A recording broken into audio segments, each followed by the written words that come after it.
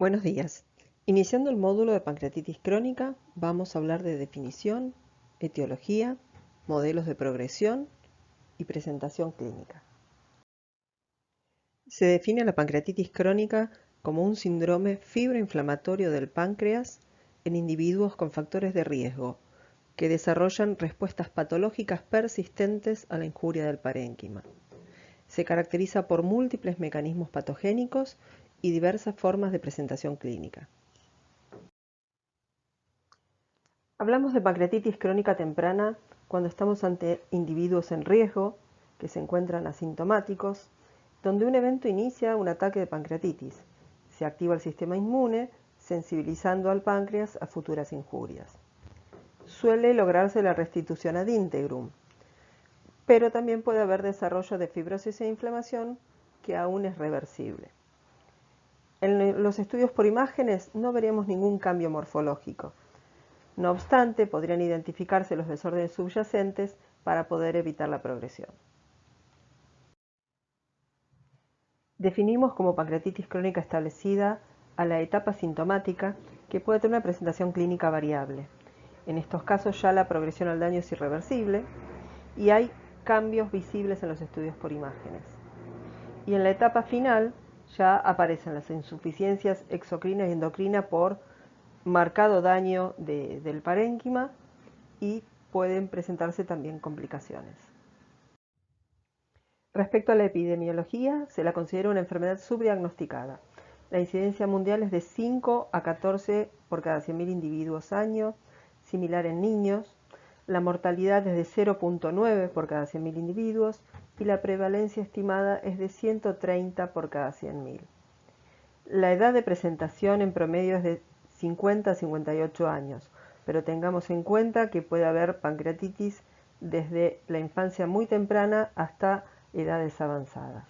La relación global hombres-mujeres es de 2 a 1, pero tiene una variación bastante considerable según la etiología, con predominio en hombres en las etiologías por alcohol y tabaco, y en mujeres en los casos de idiopática y obstructiva.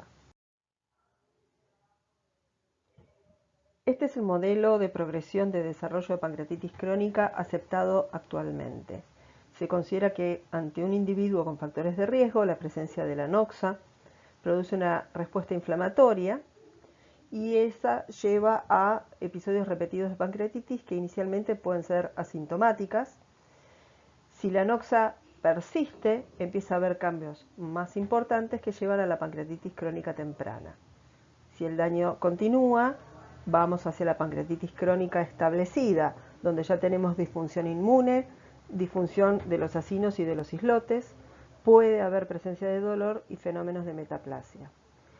Y la etapa siguiente es el estadio final, donde ya hay daño irreversible, con fibrosis, presencia de insuficiencia pancreática exocrina y endocrina, dolor y adenocarcinoma.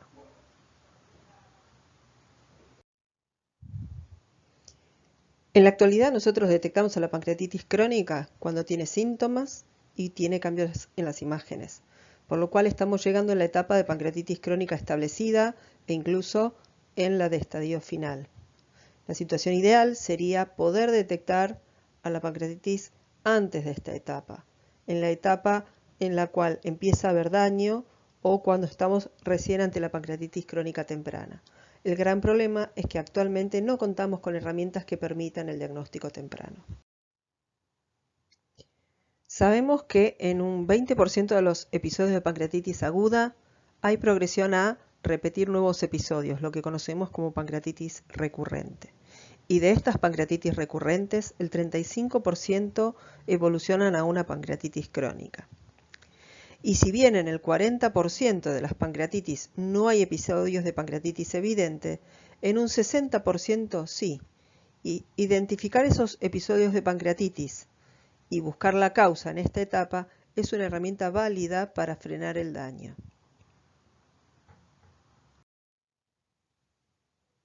En este sentido, es útil la clasificación por etiologías. Las más utilizadas actualmente son la nueva versión del Tigaró y Mannheim. Ambas sirven como un checklist para evaluar a cada paciente, donde tenemos que tener presente el concepto de multicausalidad, con factores ambientales, genéticos, epigenéticos y metabólicos que interactúan de diversas maneras. El conocimiento de todas las etiologías involucradas en cada paciente tiene implicancias en el curso de la enfermedad. Cada paciente tiene una forma de pancreatitis crónica única, donde varía también el riesgo de malignización, y podemos disminuir el daño retirando o tratando la anoxa en algunos casos. En este gráfico de Tigaró vemos cómo cada etiología tiene diversos mecanismos por los cuales se produce el daño. E incluso diferentes etiologías pueden compartir esos mecanismos. En este slide simplemente citamos a la clasificación de Mannheim para tenerla en cuenta. Para analizar las diversas etiologías vamos a utilizar como herramienta la nueva versión Tigaró. Existe una versión amplia y una versión abreviada, que es la que vamos a utilizar. Tenemos que tener en cuenta que involucra agentes que actúan de diversas maneras. Algunos conducen a la injuria y al estrés primario, otros aumentan la susceptibilidad al daño, algunos afectan las respuestas protectoras pancreáticas y otros son limitantes de la regeneración. En la categoría tóxico-metabólicas incluimos alcohol, tabaco, hipercalcemia, hipertrigliceridemia, medicamentos, toxinas y causas metabólicas. El alcohol sigue siendo considerado la causa más prevalente en el 40-70% de los casos. Requiere un consumo de al menos 60-80 gramos por día en hombres y de 50 gramos en mujeres. Esto es equivalente a 4 o 5 drinks en la literatura anglosajona. Los consumos menores también producen daño, pero se considera que en esos casos sería un cofactor. La identificación del alcohol como causa no debe descartar la búsqueda de otras, ya que el alcohol sensibiliza al efecto de otras náuseas, genéticas, ambientales, alteraciones estructurales. Ejemplos son el daño conjunto de tabaco y alcohol o el mayor daño del alcohol en los pacientes que tienen variante genética del gen Claudin 2. Esto explica por qué solo el 5% de los bebedores desarrolla pancreatitis crónica. Si evaluamos el riesgo de desarrollar pancreatitis crónica luego de una pancreatitis alcohólica, vemos que si cesa el consumo, el riesgo es de 14%. Si el paciente consume alcohol, pero en menor cantidad que la que provocó la pancreatitis, el riesgo es de 23%. Si continúa con el mismo consumo, es de 40% y aumenta marcadamente si el paciente tiene episodios de pancreatitis recurrente a un 80%. Los mecanismos de daño del alcohol en el acino se producen por aumento de la producción de enzimas digestivas y lisosomales y la fragilidad tanto de los lisosomas y gránulos decimógenos que las contienen. Esto lleva a la autodigestión por activación intracelulacinar. También se produce la formación de metabolitos por vía oxidativa, el acetaldehído y los radicales libres, y por la vía no oxidativa, la formación de ésteres de ácidos grasos. Los metabolitos derivados del alcohol producen mecanismos diversos de daño.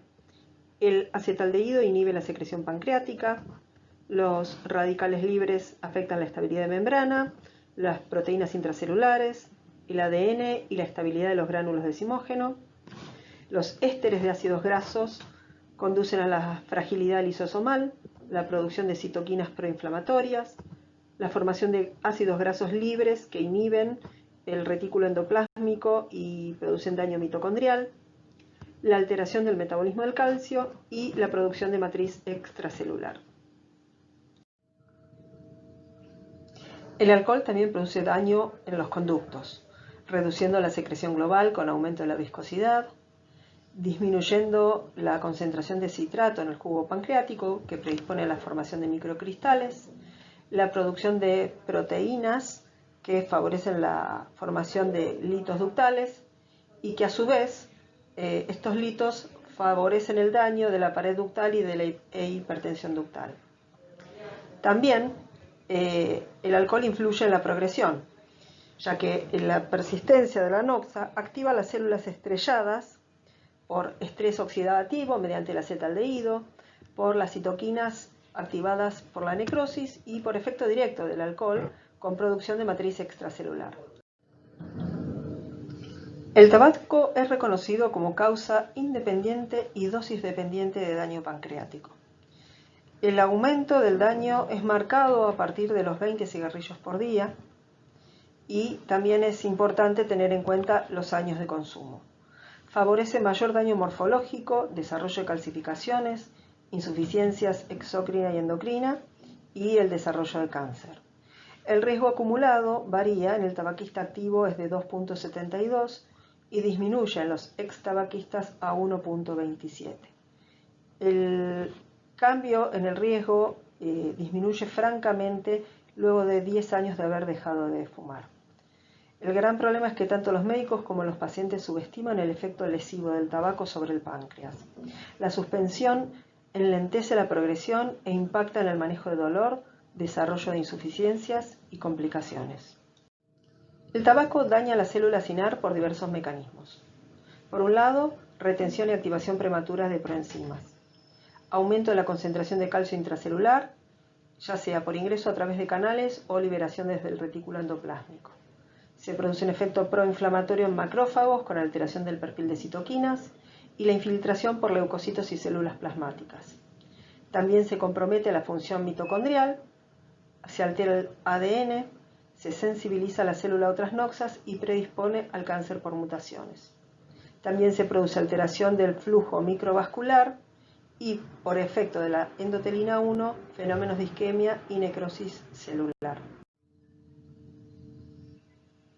El tabaco en la célula ductal produce disminución de la secreción pancreática global con alta concentración relativa de zimógenos.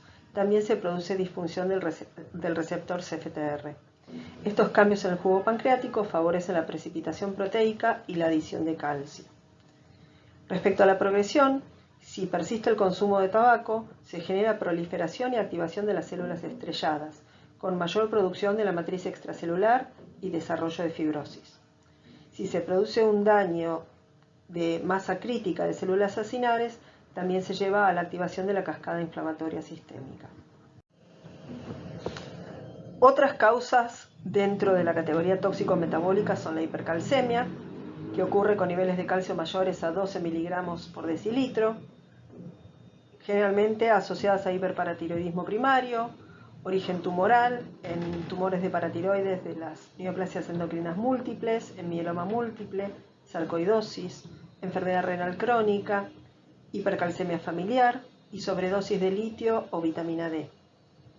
La hipertrigliceridemia sostenida es reconocida como causa, si bien no hay claro consenso en los niveles de triglicéridos y si considerarlos en ayuno o los picos postprandiales.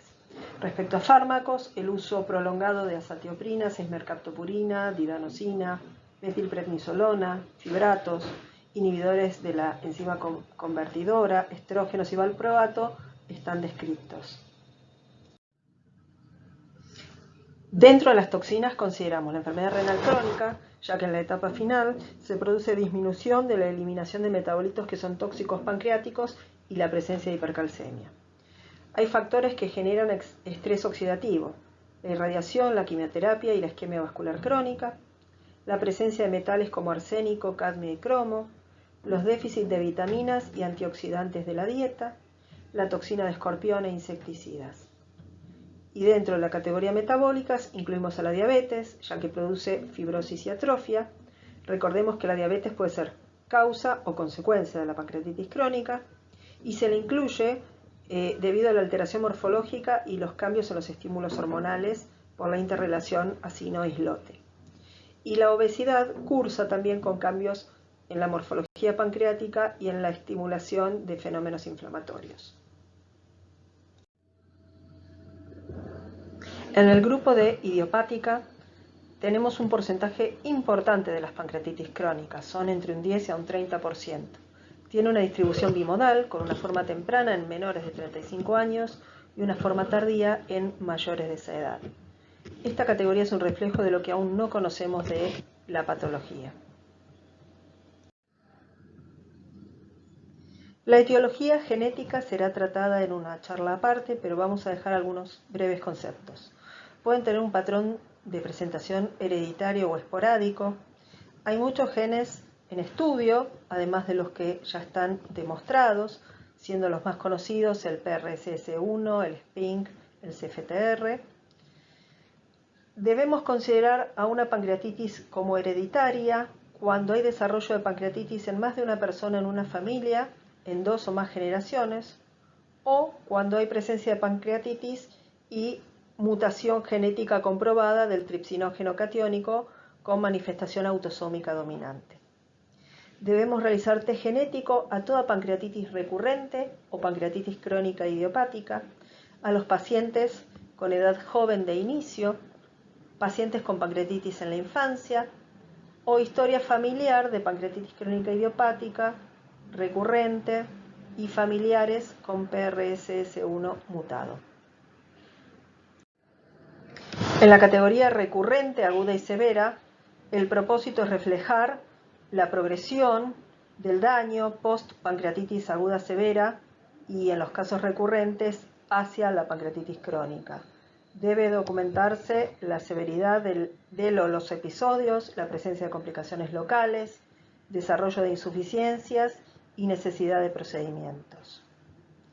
Y en la última categoría, obstructiva, aquí tenemos un gran grupo de patologías morfológicas, las que producen efecto de masa, como los tumores pancreáticos, quistes, neoplasia mucinosa papilar intraductal, las que generan obstrucción ductal, como la estenosis ampular, las litiasis ductales, las estenosis ductales, por ejemplo, postraumáticas.